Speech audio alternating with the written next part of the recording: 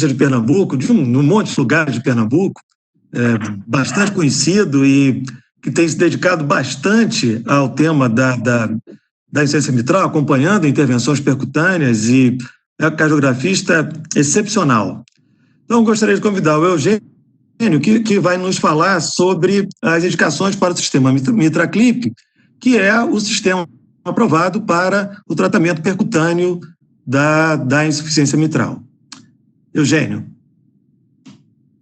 Boa noite, obrigado, Luiz Antônio, pelas palavras. Meus agradecimentos à Abbott pelo honroso convite, às pessoas de Ana Júlia, de Flávia, de Vera Iga, e um abraço especial à Ana Paula Almas, quem me inseriu nesse meio. Estendo o meu abraço a todos vocês que estão comandando essas apresentações, assim como para todos os que estão assistindo. Deixa eu compartilhar aqui, mais uma vez, pelo inconveniente. Estou abrindo aqui, só um minutinho. Tá vendo? Ótimo, tá bem. Falar sobre indicações para o sistema MitraClip. Pode passar, né? Pode ir clicando, porque as frases são em sequência, como eu não vou poder comandar por aqui. O MitraClip é o primeiro sistema de reparo da válvula mitral por via percutânea.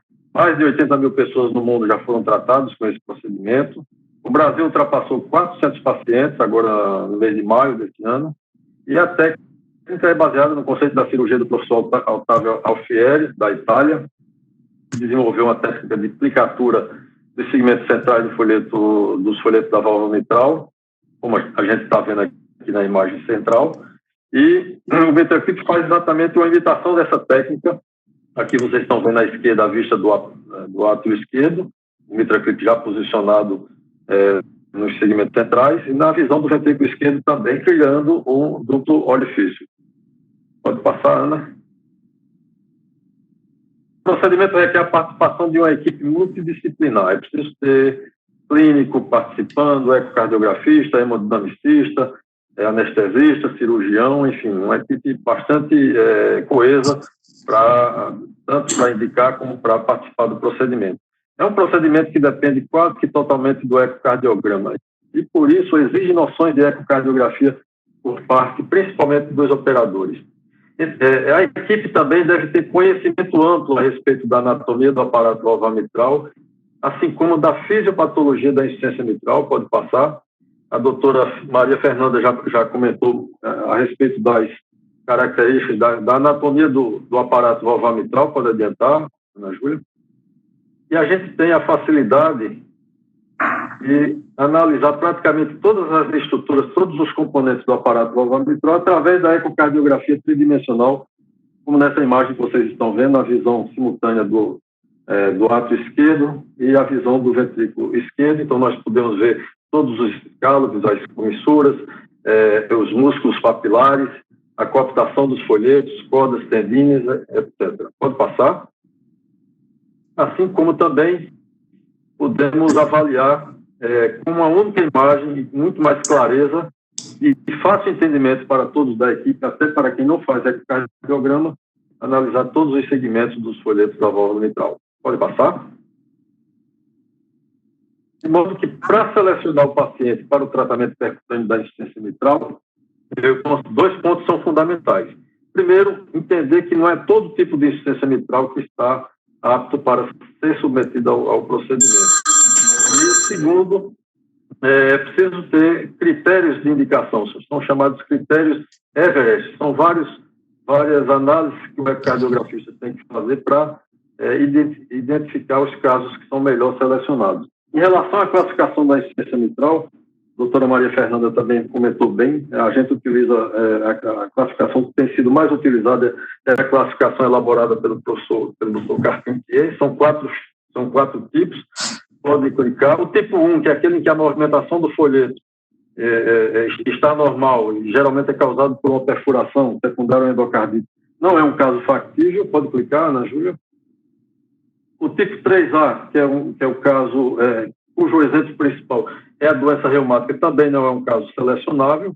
Restam 2 casos dessa classificação do Dr. Carpentier que servem para o procedimento. O tipo 2, pode clicar, e o tipo 3B. O tipo 2 é aquele em que há uma movimentação excessiva dos folhetos, caso em que há freio, altura de cordoalha, etc. E o tipo 3B é a típica insuficiência mitral funcional ou secundária, originária ou por uma doença do miocárdio ou secundária a uma doença isquêmica. Pode passar? Aqui temos um exemplo de uma insuficiência mitral primária por excesso de mobilidade. Aquela do tipo 2 da classificação de Carpentier, em que há, vocês vejam à esquerda, um fleio do segmento P2 e um refluxo mitral, cujo mapeamento de fluxo a cores está demonstrando no vídeo da direita. Em casos selecionados, como já foi muito bem comentado nas apresentações anteriores, pode ser aplicado o tratamento percutâneo para este tipo de paciente. Pode clicar? Pode passar o próximo slide. E, como eu falei aqui, em relação à insuficiência mitral, volta, por favor, né? Em relação à insuficiência mitral funcional, a gente tem utilizado alguns termos nos nossos laudos, termos mais ou menos recentes, e é preciso que todos tenham conhecimento do significado deles, até para entender o mecanismo da insuficiência mitral secundária.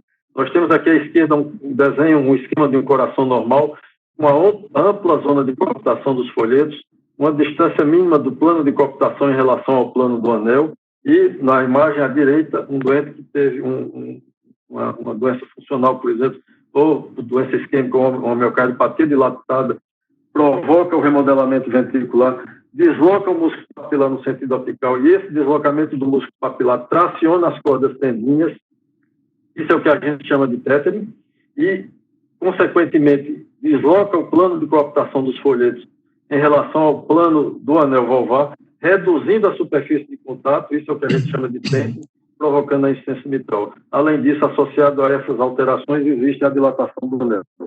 Pode passar? Temos aqui um exemplo de uma insuficiência mitral funcional. Na imagem à esquerda, a ecocardiografia transesofágica bidimensional, e vocês podem observar como o folheto anterior está tenso, como ele está tracionado, como a cooptação está distante do plano do anel. E na imagem tridimensional desse paciente, a gente observa aqui uma nítida falha de cooptação praticamente entre todos os segmentos. Pode passar, vou colocar aqui bem na sístole. Pode passar o próximo slide.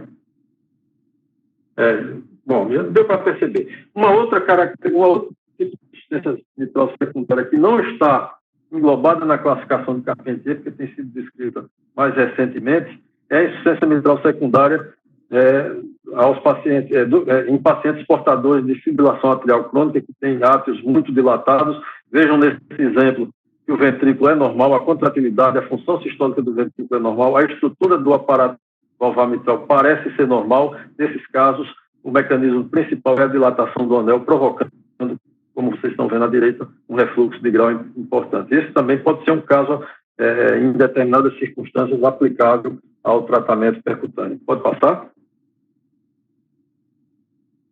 E as condições, os critérios Everest, que são todos os critérios que o ecocardiografista deve avaliar durante um exame de um possível ou eventual candidato ao tratamento percutâneo. São vários os fatores, eu vou mostrar alguns deles, que devem ser analisados durante o exame. Pode passar, Ana Júlia? Vejam aqui, um dos principais objetivos é identificar que a lesão seja central. Por quê? Porque, como vocês estão vendo nessa peça aqui na visão, aqui é uma visão do ventrículo esquerdo, tanto nessa peça anatômica quanto na ecocardiografia tridimensional. Nós estamos vendo que a região central é praticamente livre de cordoalhas em comparação com as regiões mais comissurais. Isso faz com que haja uma possibilidade menor de lesão de cordas tendinhas durante o procedimento, quando ele é efetivamente realizado na região central. Pode passar? A calcificação no local de clipagem também é contraindicada. É preciso que haja uma área valvar superior a 4 milímetros quadrados ou um gradiente médio abaixo de 4. Como a gente está vendo aqui nessa imagem tridimensional, uma planimetria da válvula mitral e um Doppler demonstrando um gradiente médio de 1. Isso porque, como a gente sabe, cada clipe pode reduzir em torno de 30% a área valvar mitral e a gente não quer transformar uma insuficiência numa estenose. Então, é preciso ter uma certa segurança, é preciso ter uma área de fluxo boa para o procedimento ser bem indicado. Pode passar? Em relação aos pacientes que têm a insuficiência mitral primária, os casos em que há fleio, a largura do fleio, como a gente está vendo aqui à esquerda, o ideal é que seja abaixo de 15 milímetros e a altura do fleio ou fleio gap menor do que 10 milímetros. Isso porque é preciso ter uma certa distância para os braços do clipe alcançarem os pontos de clipagem. Pode passar?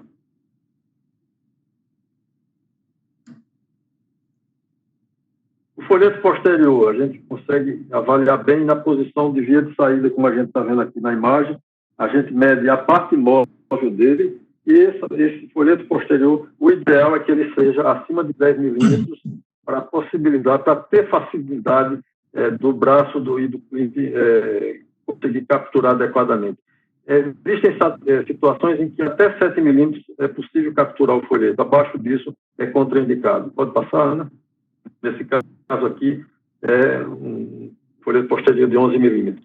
Em relação à insuficiência mitral funcional, a profundidade de coaptação ou tentem, como eu mostrei, coaptação, inferior, o ideal é que seja inferior a 11 milímetros. E a zona de coaptação dos folhetos aqui à direita, o ideal é que seja acima de 2 milímetros. Pode passar?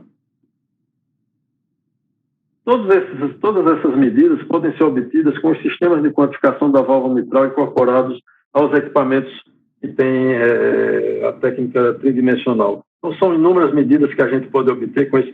Podemos analisar a morfologia do anel, medir o tente, medir algumas medidas que são interessantes até para quem vai fazer cirurgia. O doutor Fernando Moraes sabe muito bem disso. Distância entre os músculos papilares, o ângulo entre a aorta e a mitral. Então, são várias as possibilidades que a ecocardiografia tridimensional pode fornecer em termos de informação para facilitar, seja o procedimento percutâneo ou a cirurgia de plastia. Pode passar?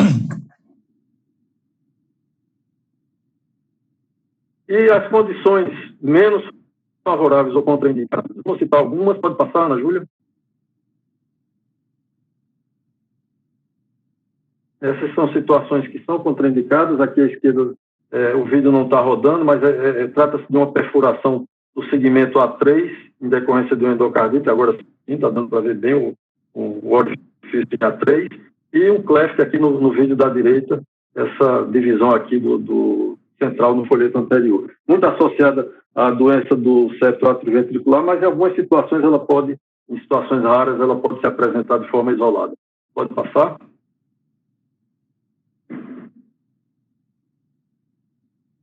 Calcificação na zona de clipe também é uma outra contraindicação, isso a gente tem que pesquisar durante o exame. Pode passar, Ana Júlia?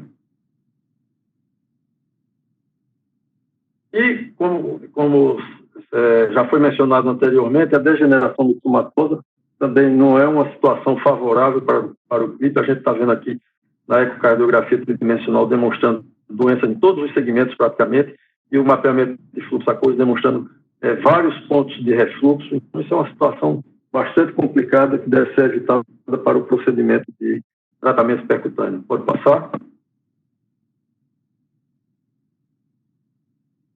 Falha de coaptação importante também é uma situação que deve ser evitada e deve ser identificada durante a avaliação do exame. A gente está vendo aqui à esquerda o exame tridimensional, os folhetos não coaptam, e essa imagem tridimensional é muito representativa, ou seja, praticamente não existe, é como se não existissem folhetos da válvula mitral nesse caso.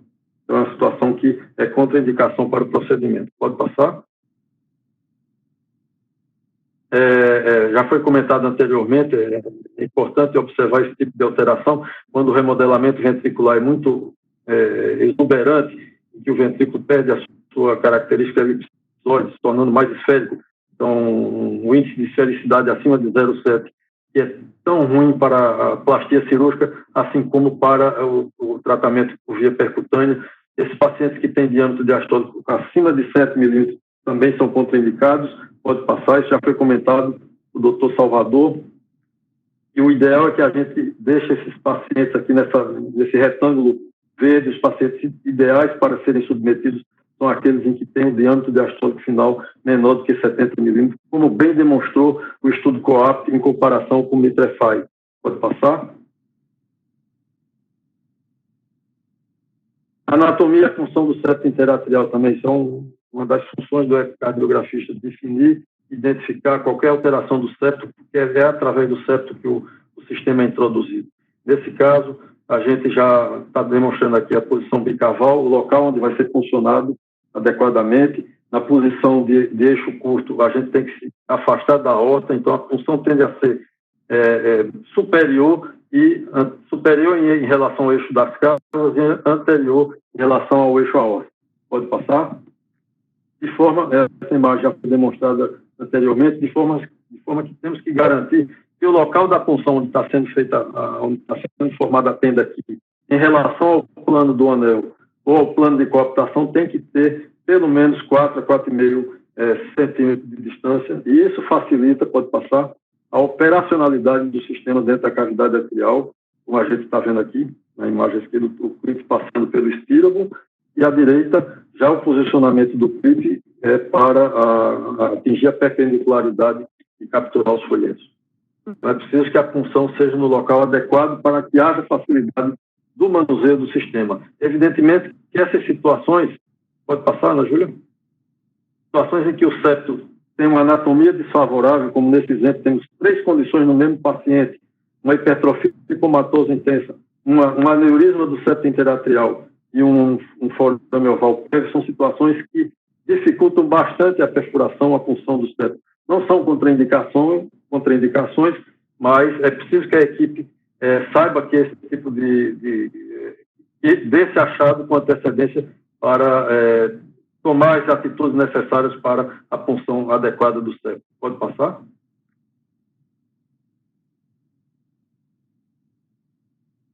E partindo diretamente para o pré-procedimento junto com o procedimento, é preciso que haja uma integração da equipe para a realização do procedimento. Então, a gente tem que 3 pontos principais. Unificar a terminologia. Isso facilita a comunicação entre todos os membros da equipe. Todo mundo tem que falar a mesma linguagem. Tem que haver clareza do diagnóstico. E essa clareza do diagnóstico é quem vai definir a estratégia de abordagem. E para que haja clareza de diagnóstico, para a estratégia ser devidamente correta, é preciso utilização de recursos tecnológicos. E aí é extremamente recomendável o ecocardiograma tridimensional. Ele não é obrigatório para a avaliação do paciente pré-procedimento, mas se ele estiver disponível, ele ajuda bastante, como a gente vai observar nas próximas imagens. Pode passar, Ana Júlia? Então, precisamos, conhecendo a anatomia da válvula mitral, a gente precisa, para unificar a terminologia dentro da sala, a gente precisa conhecer as referências anatômicas. Vejam aqui o folheto anterior e o folheto posterior com seus escálopes, as comissuras, e a gente vai utilizar aqui 3 pontos de referência. A aorta anterior, ou na posição de 12 horas de um relógio, a região medial é onde está o septo, e onde está o apêndice atrial é a região lateral. Então, são essas as referências que a gente vai utilizar praticamente durante o procedimento. Pode passar? E a gente vai mudar a terminologia. Os segmentos laterais, A1 e P1, os segmentos centrais A2 e P2 e os segmentos mediais A3 e P3. E o ecocardiografista tem que percorrer com manobras durante o exame transesofágico todo o trajeto da linha de coaptação à procura de refluxo. Então, tem que definir se o refluxo lateral pode passar, tem refluxo central, se tem refluxo medial, pode passar, se tem refluxo central, se existe mais de um refluxo central. Então, tudo isso faz parte, isso é objetivo, é um dos objetos do ecocardiograma. Vejam aqui, essa é uma das posições que a gente mais utiliza, tanto para avaliar pré-procedimento como durante o procedimento. Então, essa é a posição intercomissural, que a gente vai de um lado ao outro da comissura, utilizamos o septo como a referência medial, o apêndice atrial esquerdo como a referência central, e aqui nesse vídeo da esquerda a gente está vendo um jato central, e no vídeo da direita a gente está vendo 2 jatos, um mais medial e outro mais lateral. Pode passar, Ana Júlia?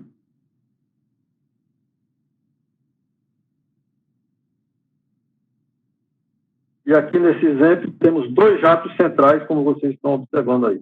Então, temos que identificar todos os jatos, avaliar a gravidade de cada um deles. Pode passar? 2 jatos centrais, vocês estão vendo bem aí. Pode passar. E essa é outra posição que a gente utiliza bastante, a posição longitudinal com a posição de via de saída. E aqui nós precisamos identificar exatamente os pontos onde há refluxo, rodando, fazendo manobras no transdutor. A gente está vendo aqui 2 jatos. Temos a certeza que existe um jato ali entre A2 e P2, mas mais medialmente ali, à esquerda aparece um outro jato formando um efeito com onda. Precisamos identificar a origem desse jato. E isso existe uma variabilidade muito grande interobservadores em relação a esse tipo de jato. Vai ter sempre alguém que vai achar que é entre A2 e P2, ou vai ter outro que diz que é entre A3 P3, etc. Entretanto, com a ecocardiografia tridimensional, pode passar? Existe muito mais facilidade na identificação do jato. Observem aqui que nessa imagem tridimensional com colo, a gente está vendo todo o plano de cooptação e o refluxo atinge todo esse plano de cooptação, que é uma das características da insuficiência mitral funcional. Pode clicar, Ana Júlia. Zona intercomissural, pode passar. Isso então, é muito fácil de ver essa imagem, de definir essa imagem com a ecocardiografia tridimensional. Pode passar, Ana Júlia. Nesse outro exemplo aqui, a gente está vendo 2 jatos, um mais lateral e outro medial. Pode clicar aí, Ana Júlia. Usando a aorta aqui, a gente está à esquerda da imagem. Então, tem um jato lateral e outro medial, 2 jatos coexistindo. Então, com uma simples imagem, com a única imagem, a gente pode tranquilamente identificar a origem desses jatos. Pode passar? Vejam esse exemplo aqui, de um ecocardiograma tridimensional na visão em phase, na visão do átrio. Observem que existe uma nítida falha de cooptação nos segmentos mais mediais do que nos centrais e laterais. Observe aqui. E a gente precisa comprovar como é o mapeamento de fluxo aquoso, como é o Doppler nesse tipo de situação. Pode passar?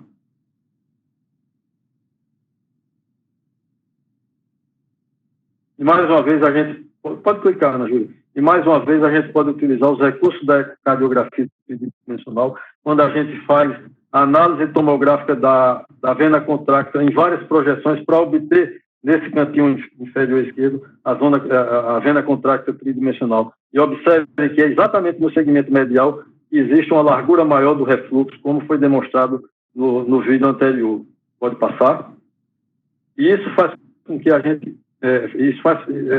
isso torna fácil traçar a estratégia. Veja, eu botei uma linha vermelha aqui. Essa linha corresponde ao plano de cooptação dos folhetos.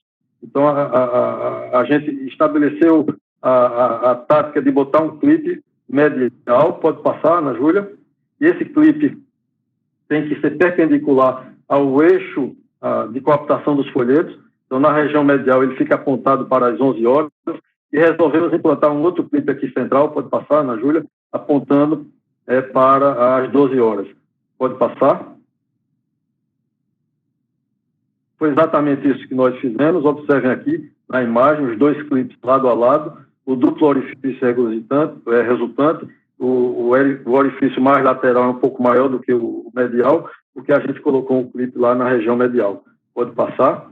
E a demonstração de que eu acho que pulou um vídeo, mas tudo bem, Ana Júlia, não tem problema. Pode passar, não tem problema não.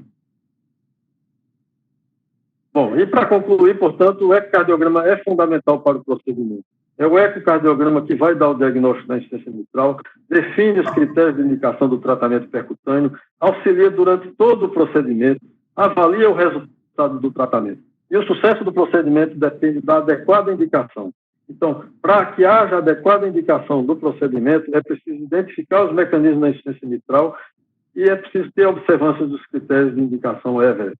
Todos esses pacientes devem passar por uma análise da equipe multidisciplinar, o chamado HART-Team. Todos os casos devem ser discutidos, todos os casos devem ser analisados para que o sucesso da indicação e do procedimento esteja contente. Muito obrigado, era isso que eu queria falar. Muito obrigado, Eugênio. Excepcional a apresentação, lindas imagens. Eu acho que nós todos aproveitamos isso muito bem. E já meio encerrando também a minha participação, só queria fazer um comentário, uma coisa que você falou muito bem. Na verdade, o que nós precisamos é falar realmente a mesma língua dentro da sala. E essa língua é a língua do ecocardiografista. Então, o cirurgião e o intervencionista que estão fazendo o procedimento precisam falar fluentemente a língua do ecocardiografista. Se não houver fluência, ou seja, se você não conhecer perfeitamente os cortes, as imagens e o que você precisa do ecocardiograma, seguramente o intervencionista ou o cirurgião não vão pilotar o procedimento, vão se tornar passageiros do procedimento. E esse é uma das coisas que mais faz o procedimento dar errado. É o intervencionista passageiro do procedimento que não consegue pilotar porque não fala com fluência a língua do ecocardiografista. Gostaria de agradecer a todos a estarem todos juntos até agora. Eu acho que foi uma reunião excepcional, eu aprendi bastante ao longo dessa reunião. E apenas antes de encerrar, eu também queria deixar um beijo para a Ana Paula Damas, que é a grande protagonista do MitraClip no Brasil, que não está participando dessa reunião, mas é uma pessoa que todos nós temos um enorme carinho. Passar a palavra para o meu amigo Fábio para encerrar essa reunião. Bom, eu, da minha parte, também fiquei muito satisfeito com essa reunião. Eu achei que foi muito produtiva, os casos apresentados foram excelentes e as apresentações deram muita possibilidade de discussão e as apresentações também foram muito competentes, muito completas, muito elucidativas.